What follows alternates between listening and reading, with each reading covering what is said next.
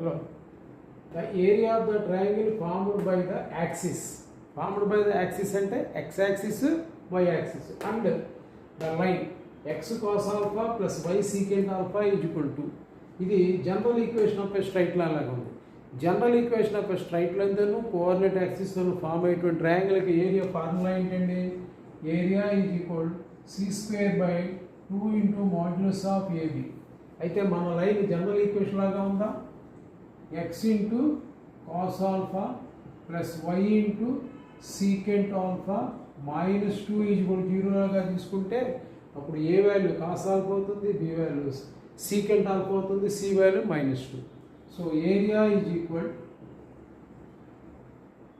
c² by 2 into mod AB రాస్తే C అంటే -2 whole square by 2 into mod A అంటే cos alpha into B అంటే secant alpha.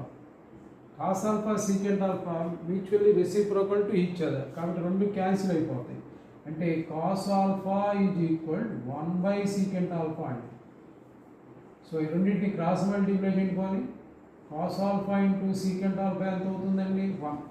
So ఇక్కడ ఏం మిగులుతుంది? 1. c² అంటే -2 హోల్ స్క్వేర్ 4 బై 2 ఇంటూ 1 అంటే ఆన్సర్ ఎంత అవుతుందండి? 2 స్క్వేర్ యూనిట్స్.